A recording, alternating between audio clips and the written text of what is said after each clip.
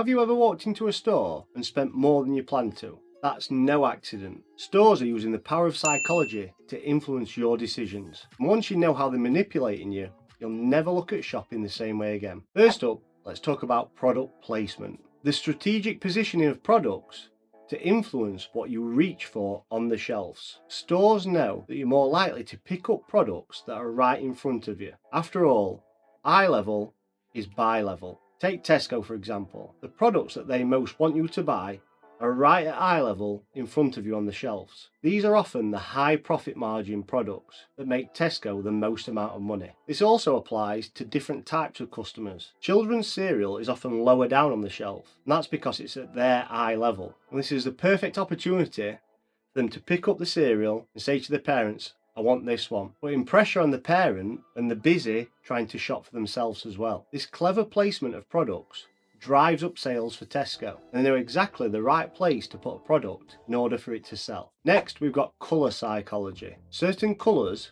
evoke certain feelings in us as humans. Red often shows danger, but it also means urgency. Do something now. That's why many offer signs are in red, because they're designed to create a sense of urgency in you, forcing you or manipulating you to buy that product as it's on offer. On the flip side, calming greens are often used in fresh produce to show that feeling of freshness as you walk through the aisles. And in Tesco's case, the colour blue is perfect for its club card, as blue signifies trust and loyalty. And if they want you to spend more with them through the club card, then there's no better colour than blue. This is why often banks use the colour blue, as it's a trusting colour and psychologically makes you think that they're reliable, which is perfect for a bank. Next, let's look at impulse buying. Businesses strategically lay out their stores to encourage impulse purchases. Think about Tesco. What is near the tills? Chewing gum, magazines, chocolate. All things that you probably weren't planning to buy, but when you see them right in front of you,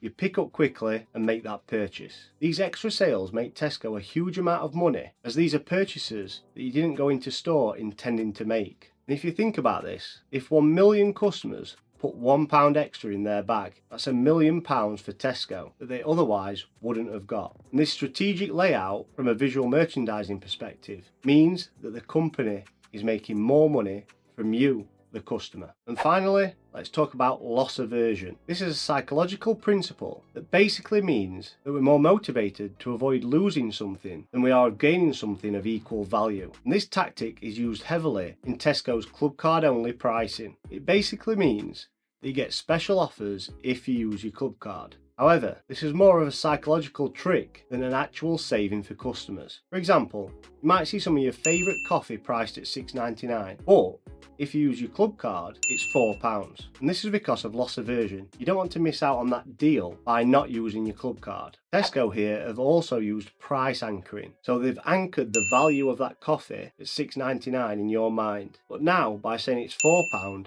you feel like you're saving money. If that same product was on the shelf at £4, you might have just walked by. However, because of loss aversion and because of price anchoring in your mind, you decided to make that purchase. And potentially, if you aren't a club card owner, you've also signed up for a club card in the process. And the thing about all these psychological tactics is, these aren't conscious thoughts that we're having. They're all subconscious processes that are going off in our mind without us actually realising. We're not actually saying, oh, I'm going to miss out, or this is loss aversion. Your brain's just processing this information, and then you end up making a purchase, not really knowing why you've bought it. So, now you know some of the psychological tricks businesses use to get you to spend more money. Try and be mindful next time you go shopping, and have these in the back of your mind when you're making that purchase.